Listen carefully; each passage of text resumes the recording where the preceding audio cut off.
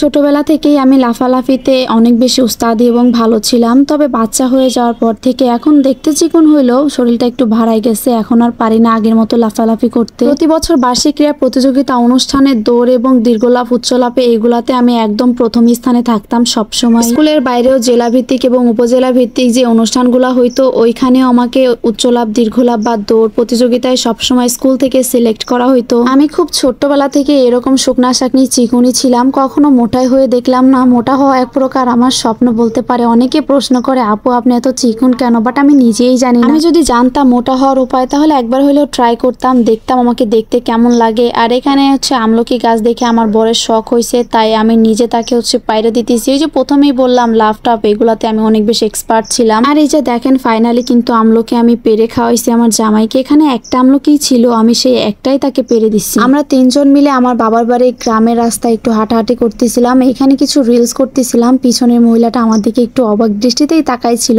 পরে দেখি আমার গ্রামের কিছু মেয়েরা এই ফলগুলো খাওয়ার জন্য 45 ডিগ্রি তাপমাত্রার ভিতরে এইভাবে ওরা পেরে খাইতেছে। তো এখান থেকে আমাকেও কয়েকটা দিল, আমি আমার মেয়েকে এবং আমার বরকে দিলাম। আসলে এই ফলটার নাম যে কি এক্স্যাক্টলি আমার এই মুহূর্তে মনে আসতেছে না। আপনারা যদি কেউ চিনে থাকেন না অবশ্যই আমাকে কমেন্টে জানাবেন যে এই ফলটার নামটা কি। খেতে কিন্তু অনেকটা আঠালো বা কষ্টা কষ্টা লাগে। এই ছোট ছোট মেয়েগুলার কাছ থেকে আমি মাত্র 3টা ফল নিছিলাম, 3জনে মিলে খেয়ে ফেলছি। মোটামুটি ভালোই লাগছে, তাই ভাবলাম আরো কিছু পেরে গাছ থেকে একদম টাটকা টাটকা খাই। আর দেখেন আমার এক্সপ্রেশনটা ঠিক কেমন ছিল, কেমন জানি একটা স্বাদ, না মিষ্টি না ঝাল না টক। বাই দা ওয়ে আজকে ওদেরকে এইভাবে দেখা আমার ছোটবেলার একটা কাহিনী খুব বেশি মনে পড়ে গেছে। সেটা হলো ওদের মতো আমিও না একটা সময় ঠিক এই গাছটা থেকেই একটা সময় এই জায়গাতেই আমি এবং আমার বান্ধবীরা মিলে ওদের মতো এইভাবে চুরি করে এই ফলগুলা খাইতাম। শুধু পার্থক্য একটাই, গাছটা তখন ছোট ছিল, এখন একটু বড় হয়ে গেছে। যেহেতু এটা আমাদের গ্রামের রাস্তা, তো রাস্তা থেকে শুরু করে এখানের গাছপালা সবকিছুর সাথেই আমার কোনো না কোনো ভাবে স্মৃতি জড়িয়ে আছে। আমি যখনই এখান দিয়ে যাই প্রত্যেকবার তাকিয়ে তাকিয়ে থাকি,